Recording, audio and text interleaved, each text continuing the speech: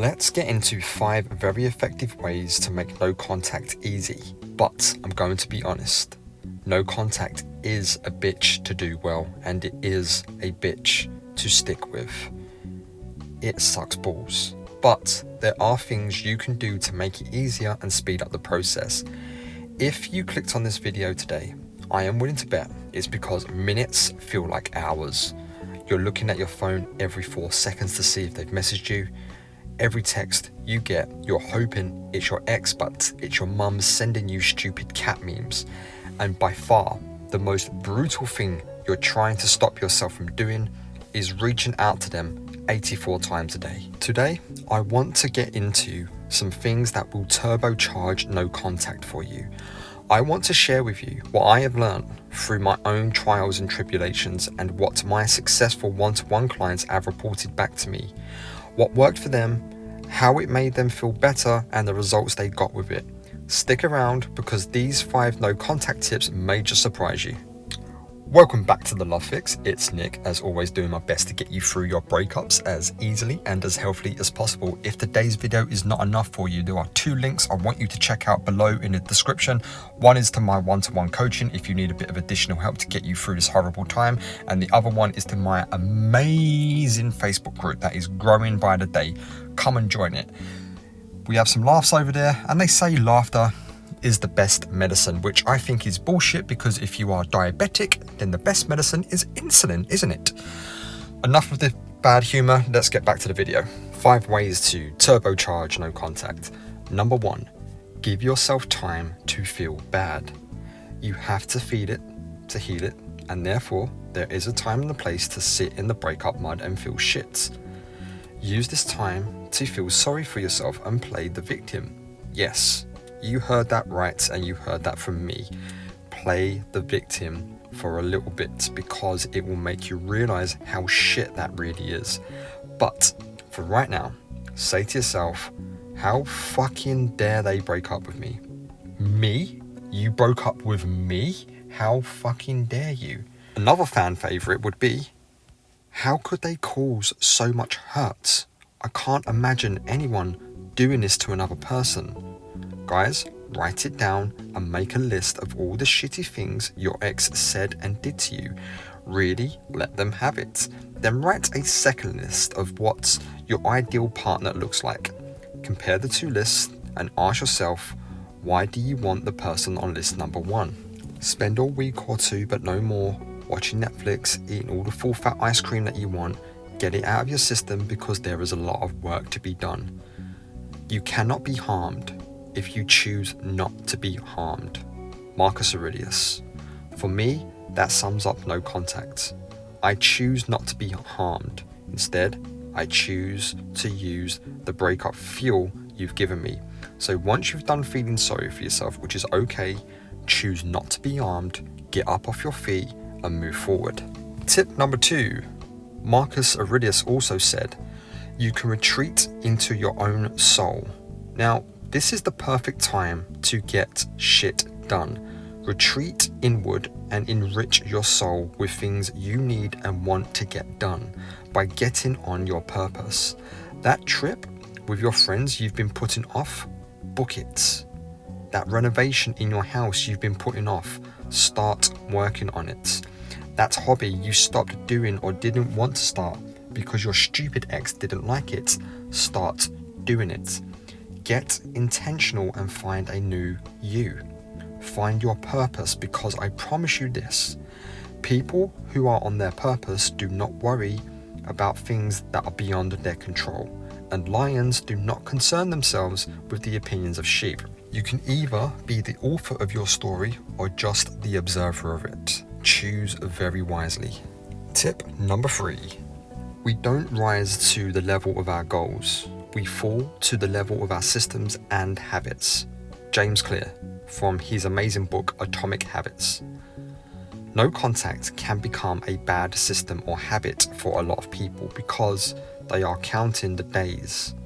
Not only are they counting the days, the system or intention being used is one of, if I do no contact one more day, maybe they will reach out. Stop counting the days. If you're saying to yourself something like 40 days no contact, 41 days no contact, maybe they will reach out if I can get to 50 days no contact. Your system and intention for no contact is all wrong. You must stop, because you will slow time down for yourself and you will double your healing. Change the system to I am someone who uses no contact so I can heal and get myself back. If you like counting so much, count your calories, count your steps. You will look better, feel better, and you will look banging in the new clothes you will need to buy because of how sexy you now look. Just imagine the look on your ex's face if they were to see you in the street or you were to come back after you've lost some weight and wearing some new clothes. So, exchange counting no contact for counting calories and steps. Tip number 4, see things for what they are. Do the best we can, endure and bear what we must.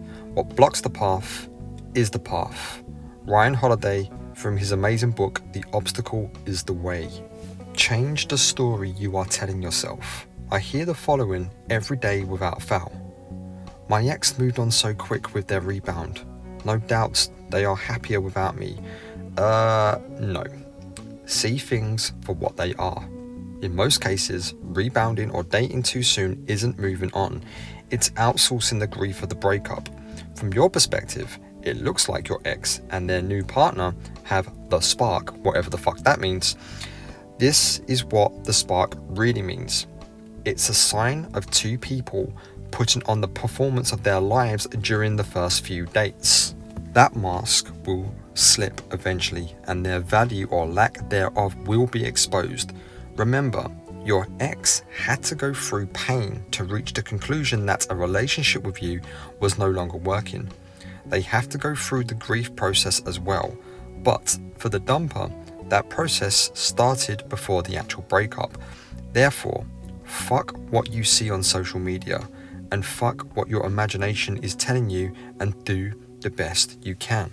You are creating a narrative based on breadcrumbs. Your past traumas and your anxiety is feeding you false intelligence reports. Let's flip this to I have zero control over my ex. They are doing the best they can based on their traumas and worldview. I do not have time for that because I must use this time to get me back, and therefore I will start digging my way out. Because if they do come back, I better make sure I have healed, I have grown, and I'm indestructible because I've equipped myself with level 100 armor. Endure what you must, and what blocked the path will become the path. Tip number 5. Henry Ford once said, when you believe you can do a thing or not, you are right. In other words, if you are telling yourself, you can't do this, you are right, you can't. But if you flip it and tell yourself, I can do this, you are also right, and you can.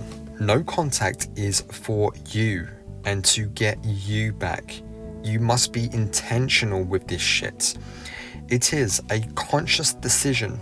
So right now, I want you to say the following, I can do this.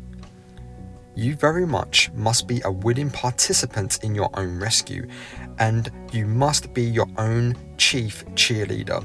Because guys, no one can do this for you. No one can dig you out. No one's coming to rescue you. Your friends and your family can offer you help, and channels like this can show you the door, but you must be the one to walk through it. So grab a shovel and start digging your way out.